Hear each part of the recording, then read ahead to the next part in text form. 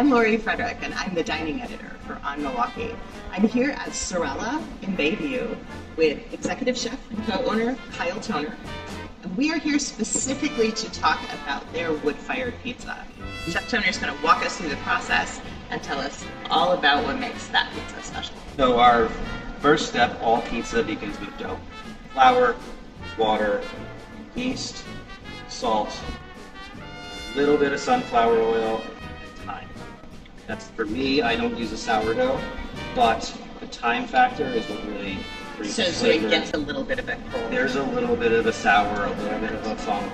We weigh ours out to 9 3/4 ounces. So I'm going to cut it. Kyle over there is going to roll it nice and tight. There's two things.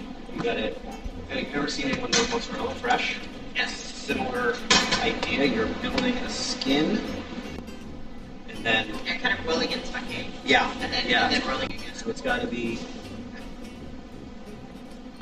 nice and tight. See, it's springing now, and then he's going to make sure the bottom, they call it the keyhole in Italian, is closed.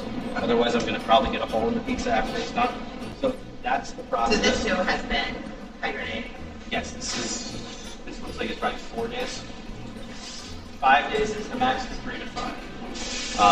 And it right now is in a sweet spot. This looks really good, so I'm feeling good about it. When you're working with dough, it's alive. There's weather, humidity, temperature, all those things are constantly playing. So there has to be a window of acceptable, right? So, out of the box, into the flour, 2. All right, flour on the board.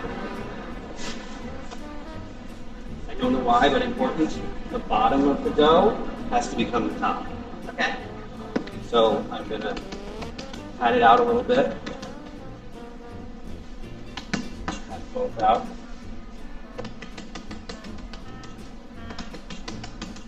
Circular. That's just sort of That's giving you the doesn't basic have to be shape. perfect circle. So I don't know. My technique I learned from 2 guys from Naples.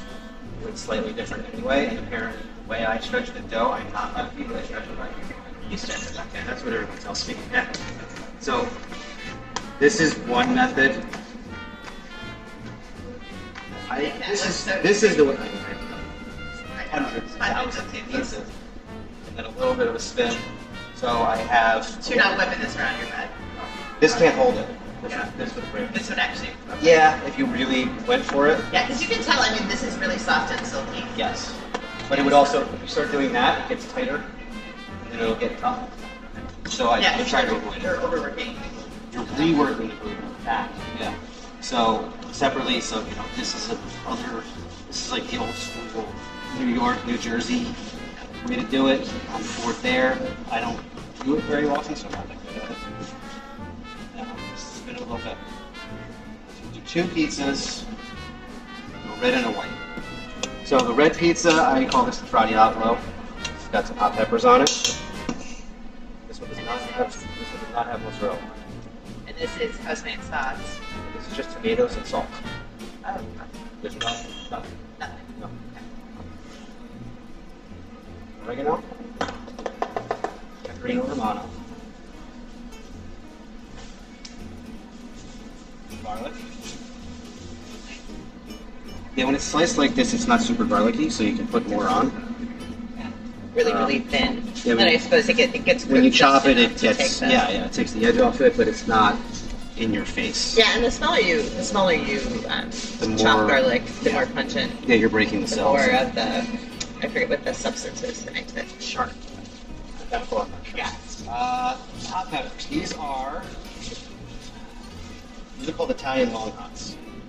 These are East Coast. Where do they fall on the heat spectrum? When they're hot, they're about as hot as a jalapeno. Sometimes they're not hot at all, unfortunately. It took me years to get these here. In Philly, long hots are on everything. In summer, where I'm from in North Jersey, summertime, long hot peppers are a thing. It's hard.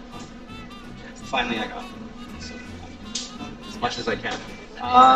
So the long hots and then bacon. Yeah, it's been cooked already. I cook it real quick in hot water. I see. Oh, I see. So it's just So it's cooked. not sticky. Yeah. And it's not raw either. And then olive oil. Okay? That's one. Two, this is the broccolini. This is based on slices that I would get in New York and New Jersey. I would usually get a plain slice and a broccoli slice. So this is a mixture of ricotta, pecorino, oregano, pepper, and roasted garlic. Okay. This is broccolini. The mozz I use is technically fresh mozz, but it's not in water, so it has the So it has flavor. a little bit less Firm. moisture. Yeah, it's a lot less moisture, but it has the flavor of fresh mozz, which I really like. So it still has more of a I guess stretch. it's not brined. No, I don't know how they do it. I'm happy that they do it. All right, Nice. and then olive oil on this one too. And then we'll go in the oven. I don't run the oven extremely hot. So about I go 2.5 minutes instead of so you're cooking a little bit 1 longer minute. because the temperature isn't quite as high. Yes, that's on So purpose. if you had to gauge, what temperature? 4 is probably 650. Okay. It's hard to say. It's different Yeah, I was every- going to say it's different in the different sections. We talked about this a little bit earlier, but you're not really getting wood smoke with this. Not when it's pizza. burning this hot. No, it's so hot. It's burning so clean. You don't see any smoke in there. Yeah, no, there's no furls of No, anything coming around the pizza, and it's not really in there long enough. So if people are thinking, oh, I don't want wood-fired pizza because I don't like that smoky. When I first started doing this, not knowing anything about it, I thought I was going to come home smelling like a campfire all the time, Yeah, and then I realized there's no smoke. nothing coming out. Yeah, No, not at all. no, it's not an open heart situation. No, it's not. So it's usually like a 4-spin process.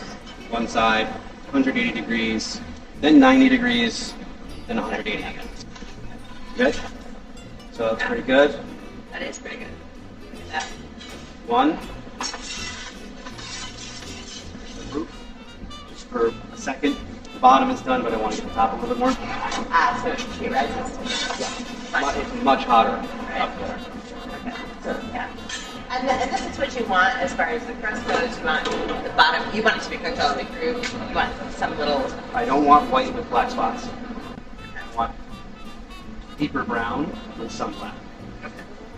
And this gives you that sort of chewy texture. Yeah, but with some crispness. Yes.